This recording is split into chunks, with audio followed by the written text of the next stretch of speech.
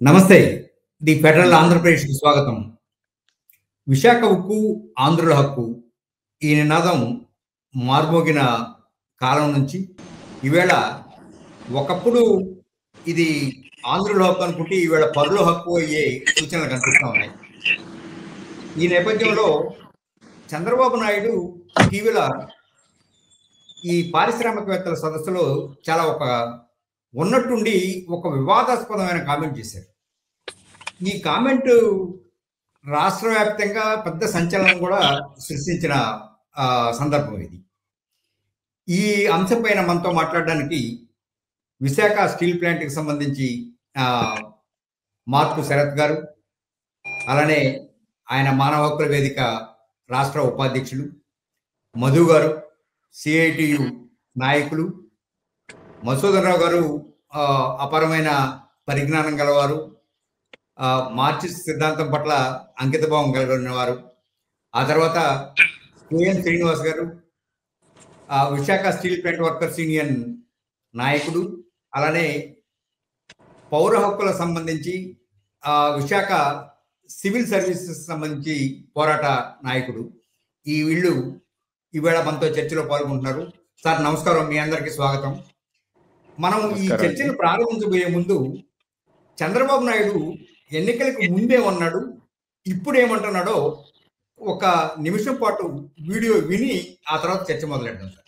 దొంగ నాటకం ఆడాడు, అమ్మేద్దాం అనుకున్నాడు, భూ కబ్జా చేద్దాం అనుకున్నాడు, దొడ్డి దారిన అన్ని కొట్టేసినట్టు విశాఖపట్నం స్టీల్ కూడా చుట్టేయాలనుకున్నారు తమ్ముళ్ళు. అది పథకం. హక్కు విశాఖ ఉక్కు. మనం పని చేయకుండా దాన్ని వైట్ ఎలిఫెంట్ మారి పెట్టుకుని కూర్చుంటారు. ఇంట్లో పని చేయించాలి, మనం కూడా పని చేయాలి, కష్టపడక్కర్లేదు. దాన్ని సిస్టమేటిక్ గా రన్ చేసి ప్రొఫెషనల్ గా రన్ చేస్తే అది బైబుల్ అవుతుంది ఆటోమేటిక్ గా. కాబట్టి నువ్వు కూడా ఎంతో పని ఏమి అన్సెటిల్మెంట్ ఉందంట్లో ఎవరు చెప్పారయ్యా నీకు? ఎవడు చెప్పాడు? బుద్ధి ఉండాలి. ఏం తీసుకోవాలి? ఏం తీసుకుంటారు? 12,000 కోట్లు ఇస్తే ఏం తీసుకుంటారు? నీకు వచ్చి మీ ఇంటికి వచ్చి చెప్పాలా నేను ప్రైవేటైజ్ చేయనని? ఎన్ని గంటలు చెప్పాలి? తమాషాగా ఉంది మీకు. రేపటికి నేను పని చేయను, నాకు డబ్బులు ఇమ్మని అడిగితే ఎవరు చేస్తారా? ఈ రాష్ట్రం కాబట్టి ఇంకొక రాష్ట్రానికి పోతారు. ఎక్కడుందా నీకు 12,000 కోట్లు పెడితే కనీసం నీకు కూడా, నువ్వు చదువుకున్నాడువే కదా, నీకు మామూలు వాళ్ళకి గుర్తు ఇదేంటి? మధు గారు, ఎందుకు చంద్రబాబు నాయుడు ఇంత అసహనంగా అంత ఈ కామెంట్ ఎందుకు చేయాల్సి వచ్చిందంటారు? నిజంగానే కార్మికుల పట్ల ఆయన వైఖరి ఏమైనా మారింది అనుకుంటున్నారా? అసలు ఎందుకు ఈ కామెంట్ చేసి ఉంటారు అనుకుంటున్నారు? చంద్రబాబు నాయుడు గారు ఆయన ఫస్ట్ నుంచి కూడా ప్రైవేటీకరణ విధానాలు అవలంబిస్తున్నారండి. గతంలో కూడా ఆల్విన్ని ప్రైవేటైజేషన్ చేశారు. అలాగే మా విశాఖపట్నంలో చూసుకుంటే హిందుస్థాన్ జింక్ కూడా ఆయన హయాంలో, బీజేపీ హయాంలోనే ప్రైవేటైజేషన్ అయిందండి. లాభాల్లో ఉన్న హిందుస్థాన్ జింక్ ప్రైవేట్ చేశారు. ప్రైవేట్ అయిన తర్వాత కూడా లాభాలు వచ్చాయి, కానీ లాభాల్లో ఉన్నా సరే మూసేశారండి దాన్ని.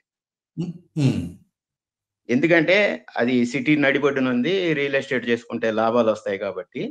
దీని తాలూకు మైన్స్ వాళ్ళది ఇంకొక జింక్ ఫ్యాక్టరీలో వాడుకుంటూ దీన్ని మూసేశారండి. ఎంప్లాయీస్ ని విఆర్ఎస్లతో పంపించేశారు, చాలా అవమానించారు. ఓ సూపర్వైజర్ని తీసుకెళ్లి ఒక గార్డెనర్ గా చేయమంటే చేయలేరు కదా, అయితే నువ్వు వెళ్ళిపో, ఆ రకంగా చేత్కారాలకి గురి చేశారు. అలాగే ఇప్పుడు స్టీల్ ప్లాంట్ మీద అదే ప్రొసీజర్ లో పడ్డారండి. అందులో భాగంగానే ఎంప్లాయీస్ పనిచేయరని, ఇంట్లో పడుకొని జీతాలు తీసుకుంటున్నారని, వైట్ ఎలిఫెంట్ అని రకరకాల ఎలిగేషన్స్ సృష్టిస్తున్నారు. ఎందుకంటే విశాఖ ఉక్కు ఆంధ్రుల హక్కు అని 32 మంది ప్రాణత్యాగంతో పోరాడి సాధించుకున్నటువంటి స్టీల్ ప్లాంట్. ఈ స్టీల్ ప్లాంట్ ని కనుక ప్రైవేటైజేషన్ చేయగలిగితే భారతదేశంలో ప్రతి పరిశ్రమని ఈజీగా అమ్మేయచ్చు. పోరాడి సాధించుకున్నది ఇది ఒక్కటే దేశం మొత్తానికి. కాబట్టి దీని మీద ప్రభుత్వాలు, ప్రైవేటీకరణ అనుసరించే ప్రభుత్వాలు ఏమైనా కావచ్చు, రాష్ట్ర ప్రభుత్వం కావచ్చు, సెంట్రల్ గవర్నమెంట్ కావచ్చు, గత ప్రభుత్వం కావచ్చు, ప్రస్తుత ప్రభుత్వం కావచ్చు, వాళ్ళ ఎఫర్ట్ దీని మీద పెట్టారండి ప్రైవేటీకరణ చేయడం గురించి. అందులో భాగంగానే నష్టాలు అన్నది ప్రచారం చేస్తారు. ఈవెన్ పవన్ కళ్యాణ్ గారు కూడా వాళ్ళ కార్యకర్తల మీటింగ్ లో మాట్లాడుతూ అమిత్ షా అడిగే లాజిక్ ప్రశ్నకు మన దగ్గర సమాధానాలు ఉండవని, అలాగే నష్టాలు వస్తే మీ వ్యాపారాలు కొనసాగిస్తారా అని, నష్టాలు ఎన్నాళ్ళు భరిస్తామని, విశాఖపట్నం స్టీల్ ప్లాంట్ ఓకే. నష్టాలు వస్తే ఎన్నాళ్ళు భరిస్తామని స్టీల్ ప్లాంట్ గురించి అడిగిన ప్రశ్నల మీదే ఆయన చెప్పారండి. ఓకే. ప్రశ్నించండి అని చెప్పి అధికారంలోకి వచ్చి ఆయన ఆ. ఎదురు ప్రశ్నలు వేస్తున్నారండి. ఓకే. ఎన్నికల ముందు మీ సమస్యలన్నీ మాకు తెలుసు, ప్రధానంగా మీకు ఐరన్ ఓర్ మైన్స్ లేకపోవడం వల్ల, బయట మార్కెట్ లో కొనుక్కోవడం వల్ల ఒక టన్నుకు ఒక 5,000 రూపాయలు ఎక్స్ట్రా ఒక టన్నుకి. ఆ రకంగా చూసుకుంటే ఇంకోటి ఏంటంటే అండి, ఒక్క టన్ను స్టీల్ తయారు చేయాలంటే 1.5 టన్ ఐరన్ ఓర్ వాడతామండి మేము. ఓకే. అవి కాక ఇతర ఓర్స్ కూడా వాడుతుంటాం, మిగతా చెప్పట్లేదు మీకు, ఓన్లీ రఫ్ లెక్కకి చెప్తున్నానండి. ఒక టన్ను స్టీల్ కి 1.5 టన్ ఐరన్ ఓర్ వాడతామండి. ఓకే. ఒక టన్నుకి 5,000 రూపాయలు ఎక్స్ట్రా కడుతున్నామండి మేము. ఓకే. సొంత ఐరన్ ఓర్ మైన్స్ ఉంటే 1,500 రూపాయలకి ఒక టన్ను వస్తుందండి iron ore. Okay. Open market లో ఎన్ఎండిసి దగ్గర కానివ్వండి, ఎవరి దగ్గర కానివ్వండి, ఐరన్ ఓర్ కొనుక్కున్నప్పుడు టన్నుకి 6,500 పే చేస్తున్నాం. అంటే ఒక టన్నుకి 5,000 ఎక్స్ట్రా పే చేస్తున్నాం అండి. ఓకే. ఆ రకంగా 1 మిలియన్ టన్నులకి ఎంత అవుతుంది? 7.3 మిలియన్ టన్స్ మనం తయారు చేయాలంటే మనం 10.6 మిలియన్ టన్నులు, 14.6 మిలియన్ టన్స్ ఓకే. దాదాపు వాడుతూ ఉంటామండి. 1.5 మల్టిప్లై చేయాలి. ఓకే.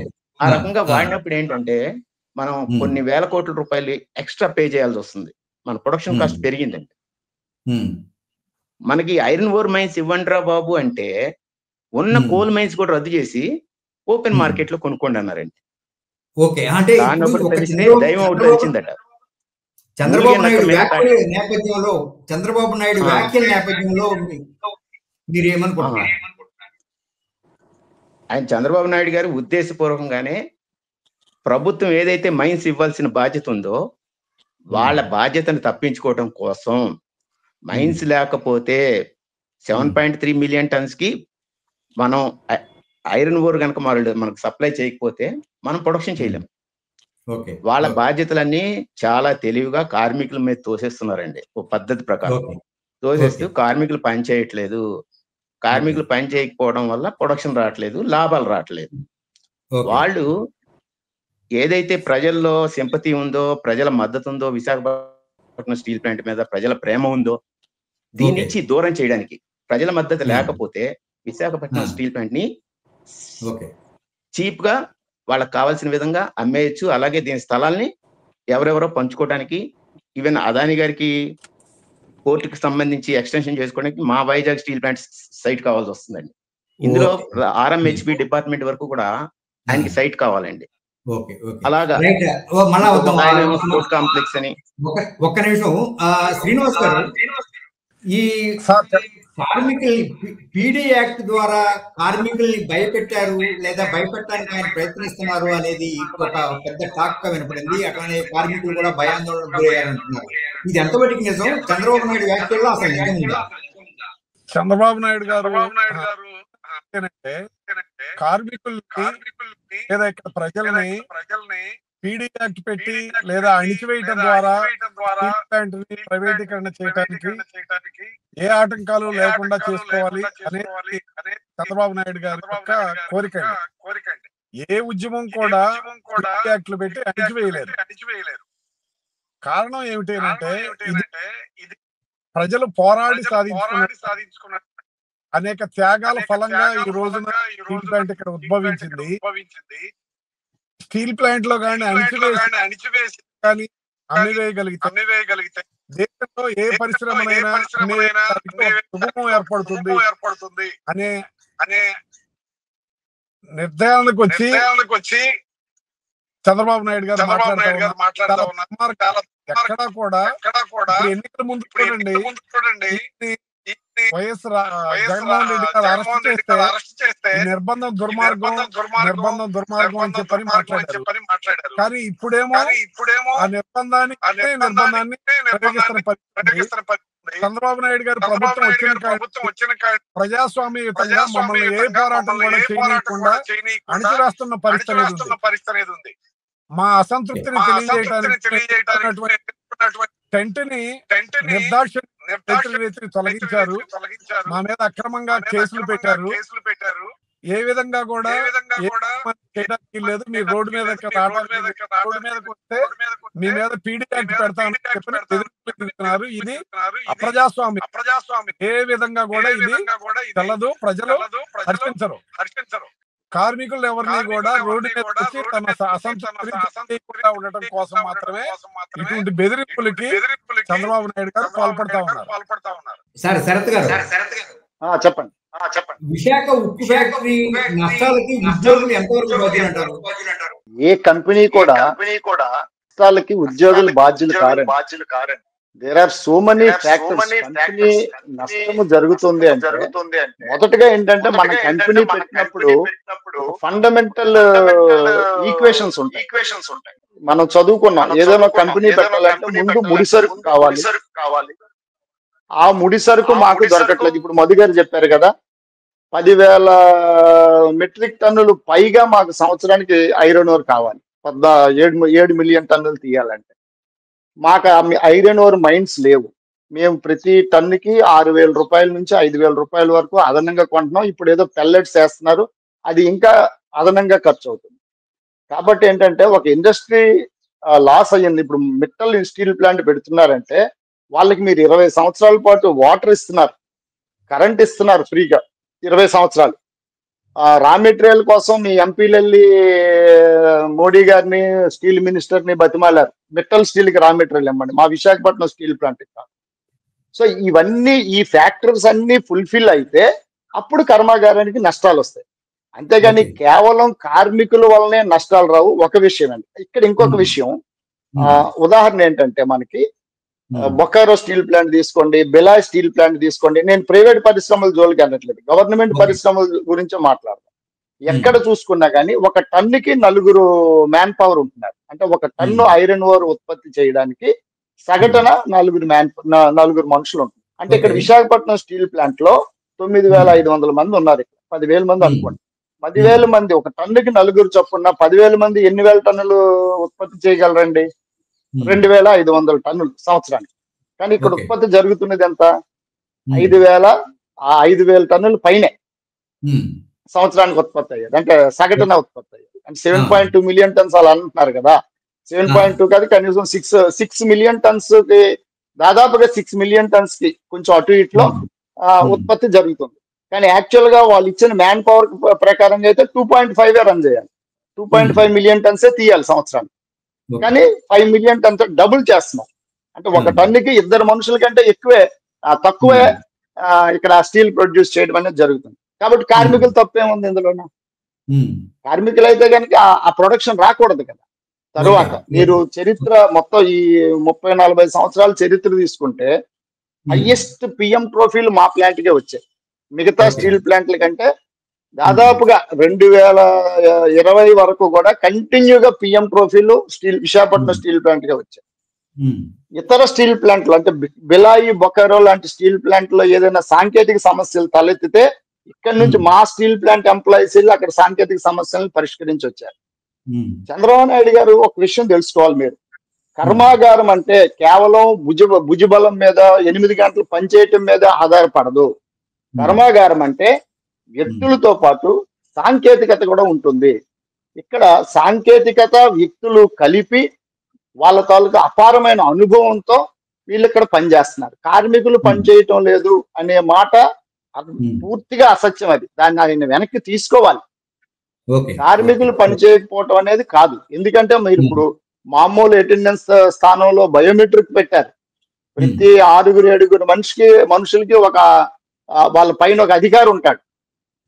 ఎందుకంటే దాదాపుగా 3,000 మంది అధికారులు ఉంటే 6,000 మంది ఎంప్లాయీస్, అంటే 1:2 రేషియోలో దాదాపు అధికారులు ఉంటారు. సో ఈ వ్యవస్థలన్నీ పగడ్బందీగా ఉన్నాయి. మీరు కంటిన్యూగా మీరే మానిటర్ చేస్తున్నారు, స్టీల్ మినిస్టరే మానిటర్ చేస్తున్నారు, చంద్రబాబు నాయుడు రోజు మానిటర్ చేస్తున్నాడు. సో ఎందుకు ప్రొడక్షన్ రావట్లేదు అనేది ఆయనకి తెలుసు. ఆయనకి ఖచ్చితంగా రిపోర్ట్స్ వెళ్తాయి. అయినా సరే ఆయన కావాలని ఈ ఆరోపణ చేయడం అనేది జరిగింది. కార్మికులు ఎట్టి పరిస్థితుల్లోనూ ఉత్పత్తి తగ్గడానికి కార్మికులు కారణం కాదు. ఇతర ఫ్యాక్టర్స్ ఏమున్నాయనేది మీరు చాలా మేధావి, 40 సంవత్సరాల ఎక్స్పీరియన్స్ ఉంది, మీరు పరిశీలించాలా. అట్లా పరిశీలించి ఒక వ్యవస్థ మీద ఇప్పుడు ఆయన ఆరోపణ చేసింది ఇక్కడ ఉండే కార్మిక వ్యవస్థ మీద, ఇక్కడ ఉండే పని వ్యవస్థ మీద. ఒక వ్యవస్థ మీద మీరు ఆరోపణ చేసినప్పుడు ఖచ్చితంగా మీరు చాలా పెద్దవాళ్ళు కాబట్టి, బాధ్యత గల ముఖ్యమంత్రి కాబట్టి ఆ రిపోర్ట్స్, ఆ సర్వే చేయకుండా, ఆ ఇన్ఫర్మేషన్ లేకుండా మీరు ఆ రకమైన ఆరోపణ చేయటం అనేది చాలా నేరం. ఇక్కడ ఇంకొక విషయం కూడా చెప్పాలి. మేము పనిచేసేది, మా కార్మికులు పనిచేసేది హజార్డస్ జోన్, కన్ఫైన్డ్ జోన్స్, అంటే 1600 డిగ్రీల టెంపరేచర్ దగ్గర పనిచేస్తారు.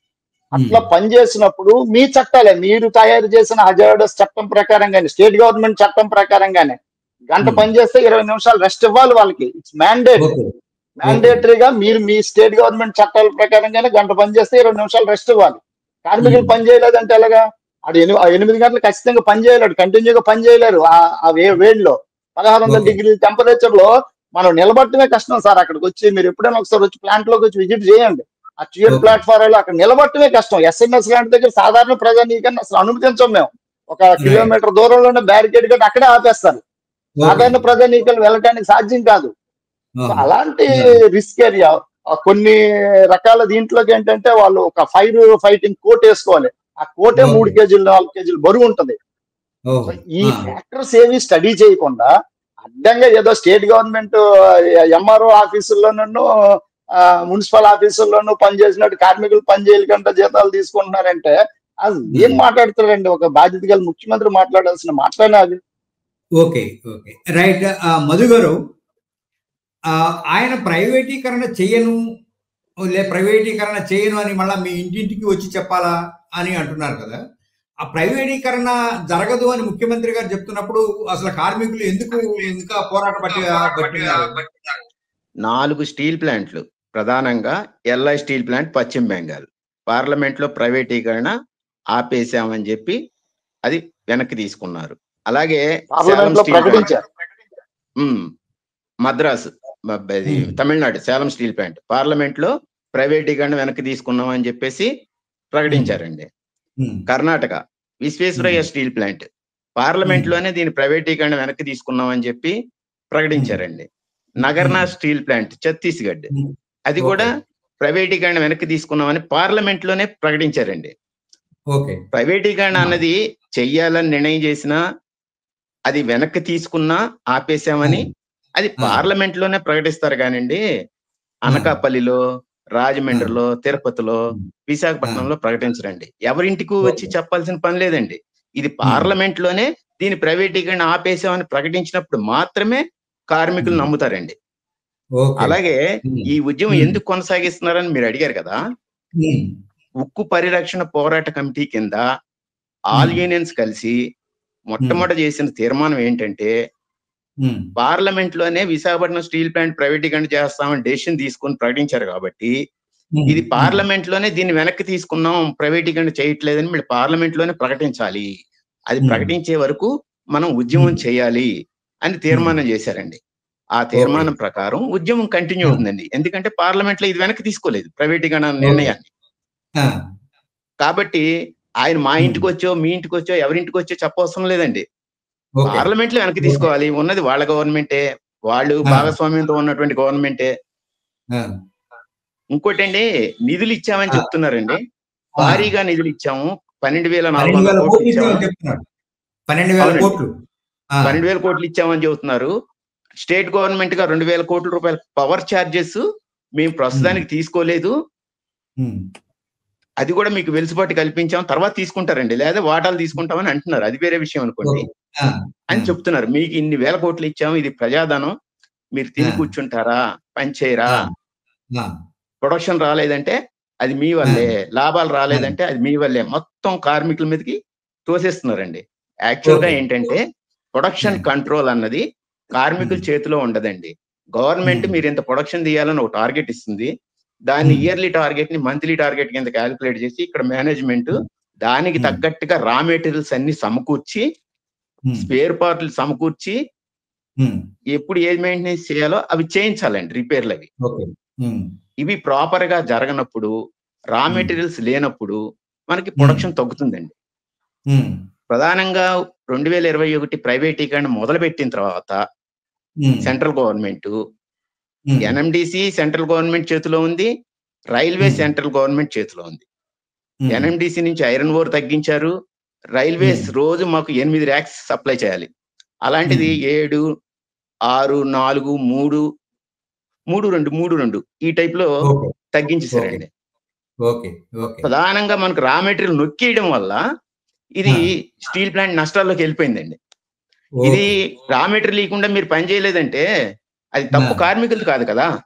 మీరు నియమించిన యాజమాన్యం, మీరు చేయాల్సిన పనులు, గవర్నమెంట్ చేయాల్సిన పనులు, వాళ్ళ బాధ్యతని తప్పించుకోవడానికి ప్రధానంగా కార్మికుల మీద ఈ రోజు దాడి చేస్తున్నారు.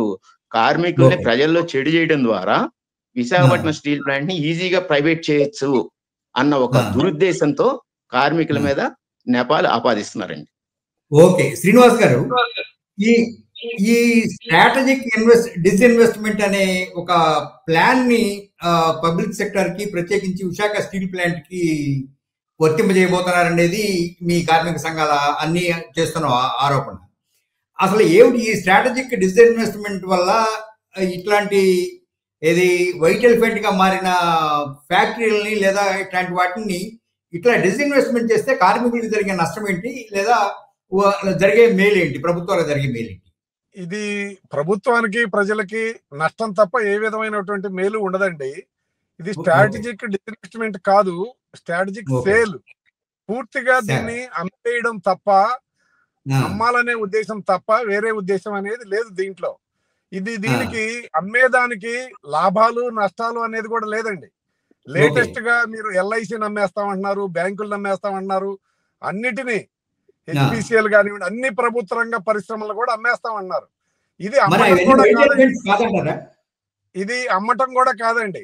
ఇది పూర్తిగా లాభాల్లో నడుస్తున్నటువంటి దగ్గర ఈ financial year, last financial year అంటే 24-25 ఫైనాన్షియల్ ఇయర్ కి సంబంధించి, 25-26 ఫైనాన్షియల్ ఇయర్ కి సంబంధించి ఇప్పటి వరకు కూడా ప్రభుత్వానికి డివిడెంట్ల రూపేణా లక్షల కోట్ల రూపాయలు ఇచ్చేయండి. 8 లక్షల కోట్ల రూపాయలు బ్యాంకులు కానివ్వండి లేదా ప్రభుత్వ రంగ పరిశ్రమలు ఏ పరిశ్రమ అయితే oil sector, coal sector, steel, అన్ని రకాల సెక్టార్స్ నుండి 8 లక్షల కోట్ల రూపాయలు ప్రభుత్వానికి డివిడెంట్ల రూపేణా గానీ పన్నుల రూపేణా గానీ చెల్లించేయండి. ఇప్పుడు ప్రభుత్వం ఉద్దేశం ఏమిటి అని అంటే లాభాలు వస్తున్నాయి నష్టాలు వస్తున్నాయి అనేది కాదు. పెట్టుబడిదారులు అంబానీ, అదానీ లేదా టాటా ఇటువంటి వాళ్ళందరూ కూడా మాకు ఈ ఆస్తులు కావాలి అని చెప్పనంటే వాళ్ళకి అప్పజెప్పే దానికోసం స్టీల్ ప్లాంట్ విలువ 4 లక్షల కోట్ల పైబడి ఉంటే దీని అంచనా ఎంత వేస్తున్నారండి? బుక్ వాల్యూ వేస్తున్నారు. రైతులకు ఇచ్చిన రేటు భూమి రేటు ప్రకారం వేస్తున్నారు. అలాగే ఎక్విప్మెంట్ డిప్రిసియేషన్ తీసివేయగా ఫ్రీ అయిపోయిన వాటిని ఆ పద్ధతిలో లెక్కేసి బుక్ వాల్యూ లెక్కేసి దీన్ని మేము తక్కువ అంచనాకేసి అమ్మేస్తామని అంటే ఇది అమ్మటం కాదండి. పూర్తిగా ప్రభుత్వ రంగ పరిశ్రమల్ని ఎదురు డబ్బులు ఇచ్చి కట్టబెట్టడమే. దీనికి ఉదాహరణ లేటెస్ట్ డెవలప్మెంట్ ఒకటి చూడండి. ఎయిర్ ఇండియాని బీజేపీ వాళ్ళు ఎయిర్ ఇండియాని టాటా వాళ్ళకి అప్పచెప్పారు.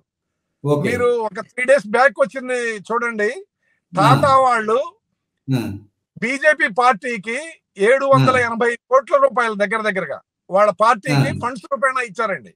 ఇది ఏమిటి అని అంటే ప్రజల ఆస్తుల్ని ప్రజల ఆస్తుల్ని ప్రైవేట్ వాళ్ళకి కట్టబెట్టి తద్వారా ఆర్థికంగా లబ్ధి పొంది ఆ లబ్ధితోటి ఎన్నికల్లో గెలవాలి అనే దానికోసం చేస్తున్న పని తప్ప ఇది అసలు వీళ్ళకి అమ్మే హక్కు ఎవరిచ్చారండి?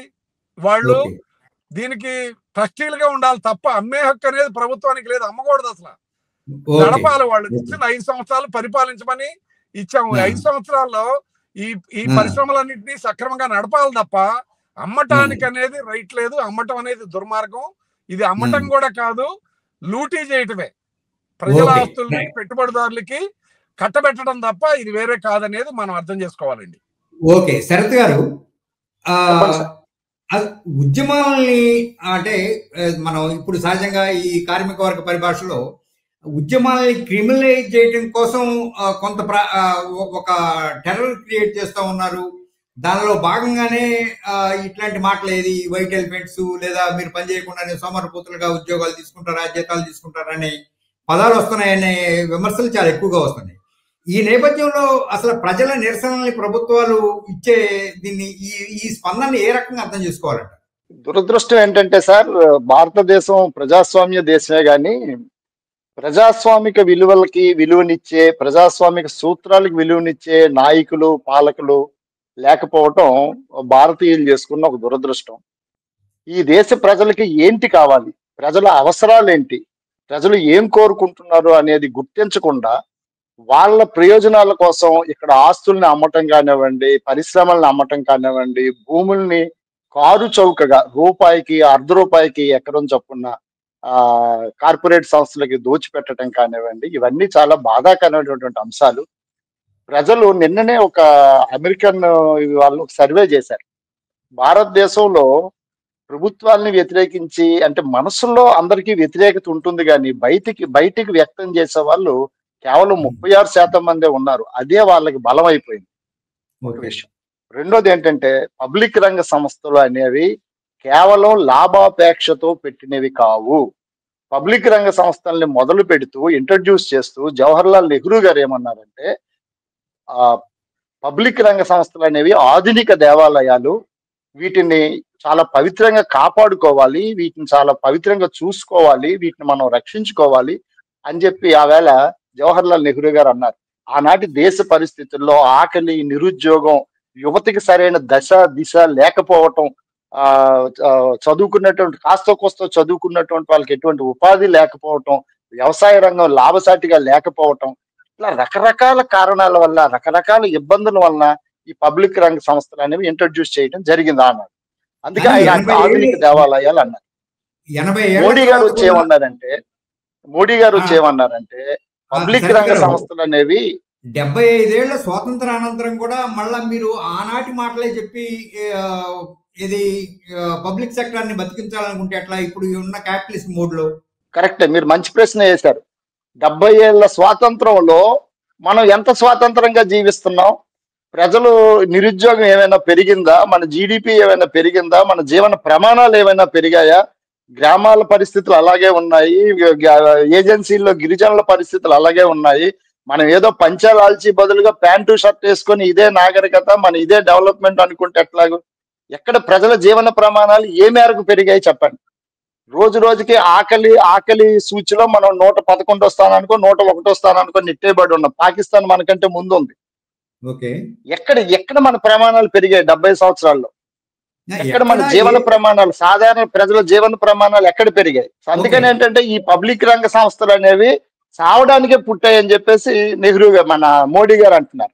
పబ్లిక్ రంగ సంస్థలు చావడానికే పుట్టాయి, కొన్ని యవనంలో చనిపోతాయి, ఇంకొన్ని వృద్ధాప్యంలో చనిపోతాయి. ఏదో ఒక రోజు ఈ పబ్లిక్ రంగ సంస్థలు చనిపోవటం అనేది తథ్యం అని మోడీ గారు అంటున్నారు. అంటే పాలకుల తాలూకా విధానాలే ప్రైవేటైజేషన్. మీకు వాజ్పేయి గారి టైంలోనే ప్రైవేటైజేషన్ కి బీజాలు పడ్డాయి. వాజ్పేయి గారు అప్పటి వరకు లేడు, డిజన్వెస్ట్ మినిస్ట్రీని ఇంట్రడ్యూస్ చేశాడు వాజ్పేయి. డిజన్వెస్ట్ మినిస్ట్రీ ఒకటి పెట్టారు అప్పుడు ఆయన. సో బీజేపీ విధానాలు అవి, అమ్మేయాలి, ఇచ్చేయాలి, దోచిపెట్టేయాలి అనేది బీజేపీ విధానాలు. ఇలా భారత ప్రజలు ఇప్పుడు మనకు ఉద్యోగం కావాలంటే మనం ఒక గవర్నమెంట్ ఉద్యోగం కోసమే మొగ్గు చూపుతాం కానీ ప్రైవేట్ ఉద్యోగాలకు ఎక్కడికి వెళ్ళరు, ఎవరు మొగ్గు చూపరు. తప్పనిసరి పరిస్థితుల్లో, గత్యంతరం లేని పరిస్థితుల్లో ఈవేళ భారతదేశ యువతరం ఏమో ప్రైవేట్ ఉద్యోగాల వేటలో అక్కడికి ఇక్కడికి, ఆ దేశానికి ఈ దేశానికి వెళ్ళాలంటుంది. ఒక పక్క ఇక్కడ నిరుద్యోగ సమస్య ఉంది. ఇక్కడ నిరుద్యోగ సమస్య లేక మనం ఏమి పక్క దేశాలకు వెళ్ళిపోవట్లా. ఇక్కడ ఉద్యోగాలు కల్పించలేకపోతుంది ప్రభుత్వాల తాలూకు అవసరం, బాధ్యత కదండి. ఇక్కడ ప్రజలకి విద్య, ఉద్యోగము, ఆసుపత్రి, ఈ సౌకర్యాలు, ఆరోగ్య సౌకర్యాలు కల్పించడం ప్రభుత్వాల తాలూకా కనీస బాధ్యత. ఆ బాధ్యత విస్మరించి నువ్వేమో ఎన్నికల ముందేమో నీ వరాలు, నీ ఇవన్నీ చేసి, జిమ్మిక్కులన్నీ చేసి, ఎన్నికలు అయిపోయిన వెంటనే మీరు సోమరిపోతులు, మీరు పనులు చేయట్లేదు, పనులు చేయకుండా జీతాలు తీసుకున్నారంటే ఎవరు ఒప్పుకుంటారండి? ఎవరు ఇక్కడ జీతాలు పని చేయకుండా తీసుకున్నారు? ఎవరంతా ఆత్మ వంచన చేసుకొని పనిచేస్తున్నారండి? అసలు కార్మికులు అనాల్సిన మాటేనా అది? ఎక్కడ ఏ కార్మిక రంగంలో ఏ కార్మికుడికి నువ్వు మోర్ దెన్ దేర్ ఎఫెక్ట్ మీరు జీతం ఇస్తున్నారు? కాలువలు క్లీన్ చేసే వాళ్ళకి ఇస్తున్నారా మీరు? వాళ్ళు పెట్టే ఎఫర్ట్ కంటే ఎక్కువ జీతం ఇస్తున్నారా వాళ్ళకి? ఎక్కడికక్కడ నువ్వు శ్రమ దోపిడీ చేసి మేము కట్టిన పన్నులన్నీ అవి తీసుకెళ్లి మీరు కార్పొరేట్లకు అప్పచెప్పి ప్రజల పన్నులతో మాకు జీతాలు ఇస్తున్నారని చెప్తున్నాడు ఆయన. ఎక్కడ ప్రజల పనులు ఏంటి? మరి మేము సంపాదించింది ఏంటి? మీరు 4,000 కోట్ల రూపాయలు పెట్టుబడి పెడితే మేము 50,000 కోట్ల రూపాయలు పన్నుల రూపంలో, డివిడెండ్ల రూపంలో మీకు చెల్లించాం. కంపెనీ తాలూకా ముఖ్య విలువ పెంచాం. 4,000 కోట్లు మీరు పెట్టి మీ అంచనాయే 8,000 కోట్లు. మీ 8,000 కోట్ల అంచనా కంపెనీ ఇవాళ 5 లక్షల కోట్లకి మేము కంపెనీ తాలూకా ఫేస్ వాల్యూ, గుడ్ విల్ పెంచాం. ఇవాళ విశాఖపట్నం స్టీల్ అంటే ప్రపంచ వ్యాప్తంగా ఒక గుర్తింపు తెచ్చిపెట్టాం. పటేల్ విగ్రహాన్ని మా విశాఖపట్నం స్టీల్ తో కట్టారు. మీ పార్లమెంట్ భవనానికి మేము మా విశాఖపట్నం స్టీల్ వాడారు. ఇవన్నీ మీరు వాడి మేము పని చేయట్లేదు, మా కార్మికులు పని చేయట్లేదు అంటే ఎలా సార్? అమరావతికి మా స్టీలే వాడుతారు. మధు గారు, భవిష్యత్తులో అంటే ఈ ఉక్కు ఫ్యాక్టరీ ఈ ప్రైవేట్ పరంగా కాకుండా లేదా పార్టీల వారీగా అమ్మకుండా మీరు చేపట్టబోయే భవిష్యత్ ఉద్యమాలు ఎట్లా ఉన్నాయి, ఏం చేయబోతున్నారు? ఆల్రెడీ ప్రతి జిల్లాలో కూడా సదస్సులు నిర్వహించారండి. అక్కడ ప్రతి జిల్లాకి వెళ్ళి మా స్టీల్ ప్లాంట్ నాయకులు వెళ్ళి సదస్సులు పెట్టి అక్కడ ఎడ్యుకేట్ చేయడం జరిగింది.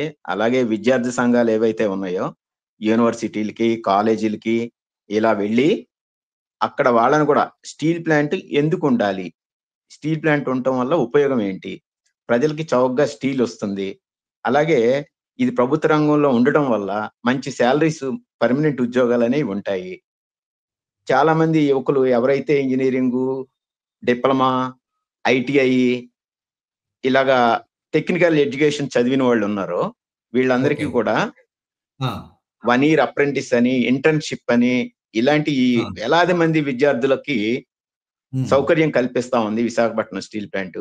అలాగే యువతకి కూడా విశాఖపట్నం స్టీల్ ప్లాంట్ అనే ఒక పెద్ద సంస్థలో ఉద్యోగం చేయాలన్నది ఒక డ్రీమ్. ఆ డ్రీమ్ ఫుల్ఫిల్ అవ్వాలి. అలాగే ప్రజలకి చౌకగా ఉక్కు దొరకాలి అంటే విశాఖపట్నం స్టీల్ ప్లాంట్ ప్రభుత్వ రంగంలో ఉండాలి. అలాగే దీనికి ఒక నైతిక బాధ్యత ఉన్నదండి. సిఎస్ఆర్ నిధుల పేరుతో చుట్టుపక్కల ప్రాంతాల్లో అభివృద్ధి కార్యక్రమాలు, రోడ్లు వేయడం, మంచినీళ్లు ట్యాంకులు కట్టించేసి, పంప్ హౌస్లు కట్టించి వాళ్ళకి మంచినీళ్లు సప్లై చేయడం, ఇలాగా కేజీహెచ్ కి స్కానింగ్ యంత్రాలు ఇలాంటివి ఇవ్వడం, ఇలాగ చుట్టుపక్కల ప్రాంతాలు కూడా అభివృద్ధి అయ్యేదానికి ఈ స్టీల్ ప్లాంట్ అన్నది సహాయం చేయడం జరుగుతుంది. అలాగే ఎక్కడ తుఫాన్లు, ప్రకృతి విపత్తులు వచ్చినా మన దేశంలో స్టీల్ ప్లాంట్ ఎంప్లాయీస్ అందరూ కూడా 1 day వేజ్ 2,000 అవనియండి, 3,000 అవనియండి, వీళ్ళ 1 day వేజ్ దాన్ని కాంట్రిబ్యూషన్ చేస్తా ఉంటారు సహాయ కార్యక్రమాల కింద. అలాగే కోవిడ్ వచ్చినప్పుడు మెడికల్ ఆక్సిజన్ అన్నది ఏ ఒక్క ప్రైవేట్ స్టీల్ ప్లాంట్ కూడా మన దేశం నుంచి ప్రభుత్వానికి ఇవ్వలేదు. ప్రధానంగా గవర్నమెంట్ రంగంలో ఉన్నటువంటి SAIL and Visakhapatnam steel plant ఈ 2 మాత్రమే తమ ఉత్పత్తిని తగ్గించుకొని తాము నష్టపోయినప్పటికీ దేశ ప్రజల ప్రాణాలు ముఖ్యమని చెప్పేసి దేశ సేవాభావంలో భాగంగా మెడికల్ ఆక్సిజన్ తయారు చేసి చౌకగా ఇవ్వడం అనేది జరిగింది. ఎవరైతే మెడికల్ ఆక్సిజన్ ఇచ్చి దేశ ప్రజలు కాపాడామో మా ఆక్సిజన్ తీసేస్తున్నారండి. ఇప్పుడు స్టీల్ ప్లాంట్ తీసేస్తున్నారు. ఊపిరి పోస్తున్నామన్న పేరుతో రా మెటీరియల్స్ లేకుండా చేసి దీన్ని నష్టాలు పాలు చేసి మీరు పని చేయట్లేదు, మీ జీతాలు, ఒకప్పుడు జీతాలు అన్నది టార్గెట్స్ లేవు, ఇన్సెంటివ్ టార్గెట్ ఉంటుంది దేశంలో ఎక్కడైనా, కానీ 2,000 కోట్ల రూపాయల అమ్మకం జరిగితే మాత్రమే మీకు శాలరీ ఇస్తామని కొన్నాళ్ళు.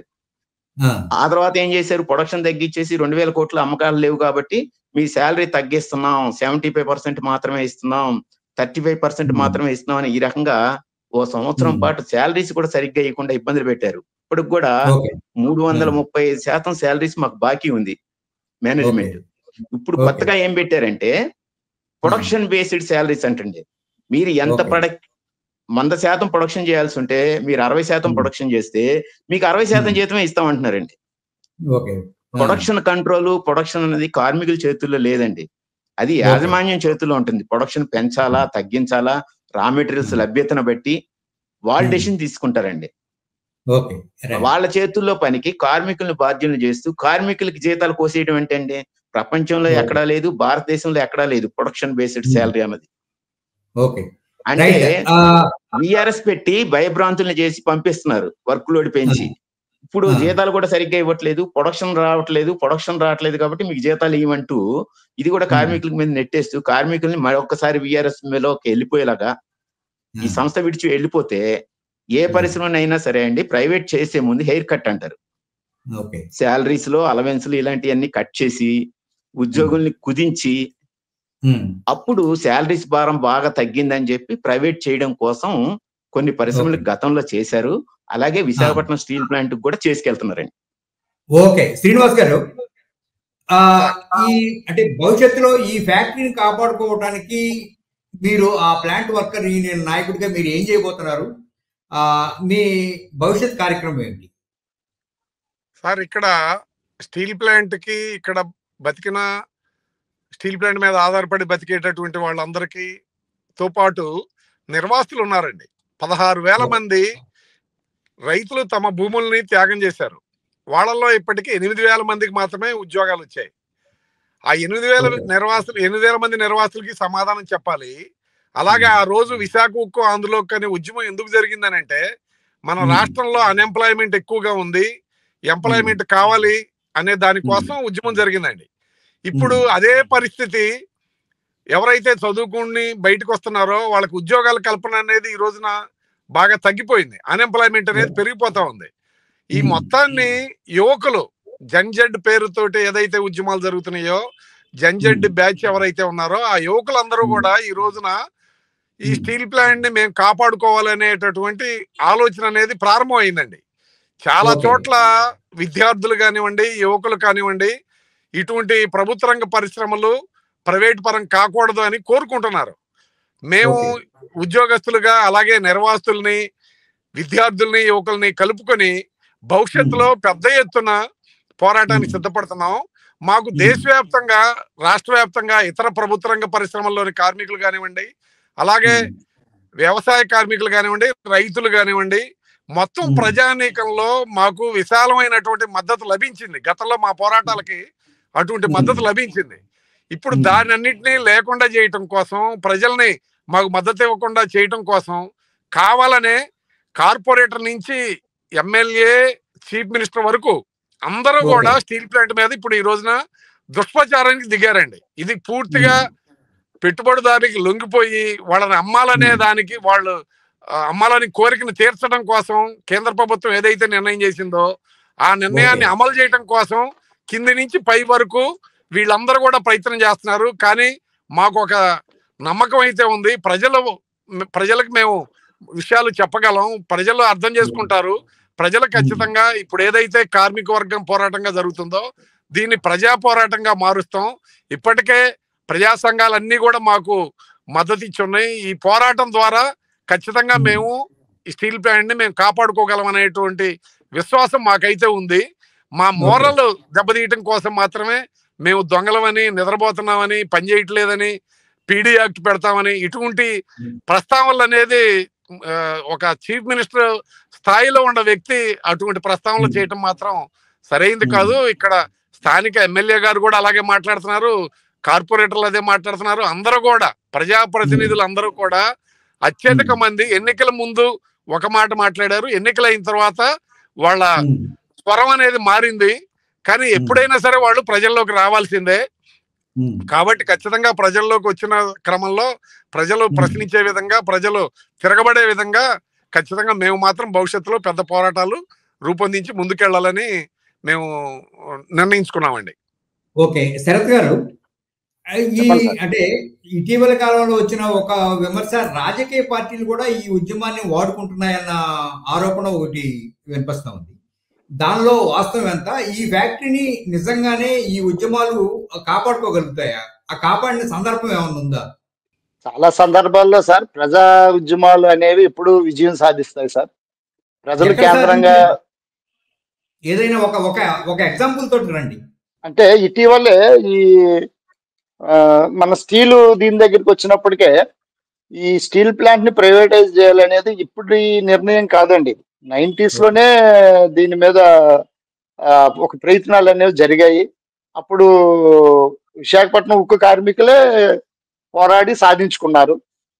అలాగే ఈ రోజు మీకు ఏదైతే ఎప్పుడో 4 ఏళ్ల కిందట ప్రకటించడం జరిగింది, విశాఖ ఉక్కు కర్మాగారాన్ని ప్రైవేటైజ్ చేస్తామని. 4-5 ఏళ్ళు అయిపోతుంది. ఈ 4-5 ఏళ్లుగా విశాఖ ఉక్కు జోలికి ప్రభుత్వాలు వచ్చి దాన్ని అమ్మలేకపోవటానికి కారణం అయితే గనక కార్మికుల తాలూకా పోరాటమే. అలాగే అంత రీసెంట్ గా బిలాయ్ స్టీల్ ప్లాంట్ లో కూడా ఒక ఇష్యూ వస్తే ప్రజలందరూ కూడా వచ్చి గేట్ దగ్గర కూర్చొని అది దాదాపు సంఘటన కాల్పుల వరకు వెళ్ళింది. కాల్పులు జరిగినట్లేదు కానీ కాల్పుల వరకు వెళ్ళింది. అక్కడ కూడా ప్రజలే పోరాడి సాధించుకున్నారు. ఎక్కడ తీసుకొని మీరు సోంపేట థర్మల్ పవర్ ప్లాంట్ ప్రజా పోరాటం వల్ల ఆగింది. సో ప్రజా ఇది ఉంటది యూజినీ పార్టీ గారి కవిత, ప్రజా విరోధి ఎవడైనా నిలువలేడు నిశ్చయం, ప్రజా బలాల దాటి నాప ఎవడి తరము కాదుపు అని. ప్రజా బలాలు ప్రజలు ఖచ్చితంగా కోరుకుంటే దాన్ని ఆపటం, దాన్ని నిరోధించటం అనేది ఎవరికి సాధ్యం కాదు. ఖచ్చితంగా ప్రజలు తెలుసుకోవాలి వాళ్ళకి ఏ జరుగుతుంది, ఏ అన్యాయం జరుగుతుంది అనేది తెలుసుకోవాలి. ఒక ఫేక్ షో చేస్తున్నారు ఇప్పుడు ఉన్న పాలకులు అందరూ కూడా. ఆ ఫేక్ షోని బయటపడితే గనక వాళ్ళకి ప్రజలే తగిన బుద్ధి చెప్తారు. చెప్పనంత వరకు కూడా ప్రజలు మోసపోతూనే ఉంటారు. ఇక విశాఖ ఉక్కు దగ్గరికి వచ్చేసరికి మీరు మొదట అడిగిన ప్రశ్న ఏంటంటే అన్ని రాజకీయ పార్టీలు కూడా సహజమండి. రాజకీయ పార్టీలు అంటేనే ఈవేళ రాజకీయ పార్టీలు ఏవి కూడా ప్రజా ఉద్యమాలు నిర్మించట్ల. ప్రజా ఉద్యమాల మీద అవి పారాసైట్స్ గానే ఉంటున్నాయి. ఎక్కడైనా ఒక ఉద్యమము లేచిందంటే ఆ ఉద్యమం మీదకి వెళ్ళి వాలిపోయి ఎవరి పొయ్యి వాళ్ళు వెలిగించుకొని ఎవరి కుంపటాలు పెట్టుకుని దాని నుంచి రాజకీయ ప్రయోజనాలు వాళ్ళు తీసుకునే పరిస్థితే ఉంది. కానీ ఈవేళ భారతదేశంలో ఏ రాజకీయ పార్టీ కూడా సమస్యల మీద ఉద్యమాలు లేవదీసే పరిస్థితి లేదు. కాబట్టి అన్ని రాజకీయ పార్టీలు దీన్ని అవకాశంగా తీసుకోవాలని చూస్తాయి. నిన్నటి వరకు తెలుగుదేశం పార్టీ అదే చేసింది. ఈ ఉద్యమానికి ఉంటున్న మొదట విశాఖపట్నం స్టీల్ ప్లాంట్ ప్రైవేటైజ్ చేయగానే మొట్టమొదటి ఆమరణ నిరాదీక్ష కూర్చున్నది మా పల్లా శ్రీనివాస్ గారే.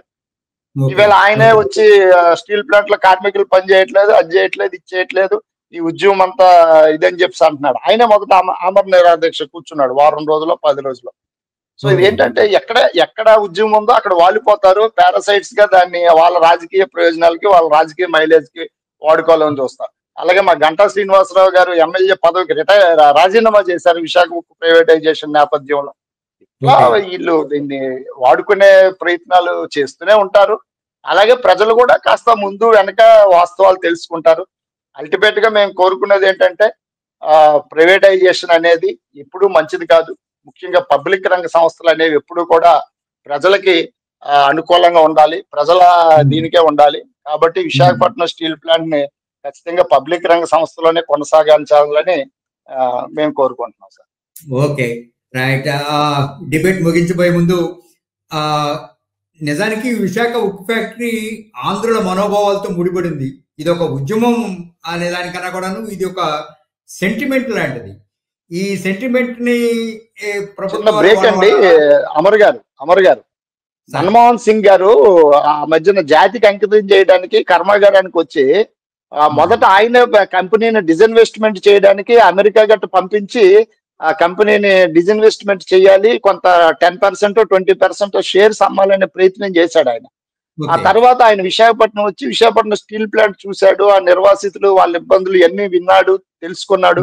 మా వాళ్ళేమో ఎగ్జిబిషన్, ఆ ఫొటోస్ గిటోస్ అంతా ఎగ్జిబిషన్ పెట్టారు. అంతా చూసి మన్మోహన్ సింగ్ ఏమన్నాడంటే నాకు బాగా గుర్తు, ఇక్కడ విశాఖపట్నం స్టీల్ ప్లాంట్ ఎనుముతోనో ఉక్కుతోనో తయారై లేదు, ఇక్కడ ప్రజల తాలూకా త్యాగము, ప్రజల తాలూకా రక్తము, వాళ్ళు చిందించిన రక్తము ఇక్కడ నాకు కనిపిస్తుందని చెప్పేసి చాలా హార్ట్ టచింగ్ గా మాట్లాడి వెళ్ళి ఆయన డిజిన్వెస్ట్మెంట్ వద్దని చెప్పాడు, ఆత్మని చెప్పాడు. ఎగ్నెస్ట్ సోనియా గాంధీ ఆయనకుండే ఇబ్బందులు ఆయనకున్నాయిలేండి, వాటన్నిటికీ దీనికి బలంగా నిలబడ్డాడు ఆయన. ప్రైవేటైజేషన్ చెయ్యొద్దు, అది పబ్లిక్ సెక్టర్ లో ఉండడమే న్యాయమైందని చెప్పి మన్మోహన్ సింగ్ గారు అప్పుడు చెప్పారండి. Okay, right, thank you. బాగా గుర్తు చేశారు. ప్రభుత్వము, కార్మికులు, ప్రజా సంఘాలు, ప్రజా సంస్థలు అన్ని కలిపి ఒక పరిష్కారాన్ని ఎతకాల్సిన క్రిటికల్ సమయం ఇది, సందర్భం కూడా. ఈ విశాఖ ఉక్కు ఖచ్చితంగా నిలబడాలి. ఈ నిలబడగలదు అన్న విశ్వాసాన్ని కలిగించిన మీకు, ఈ చర్చలో పాల్గొన్న మీ కార్మిక నాయకులందరికీ, చూసిన ప్రేక్షకులు కూడా అందరికీ ధన్యవాదాలు. ఈ చర్చ ఇంతటితో ముగిద్దాం. ధన్యవాదాలు మీ అందరికీ.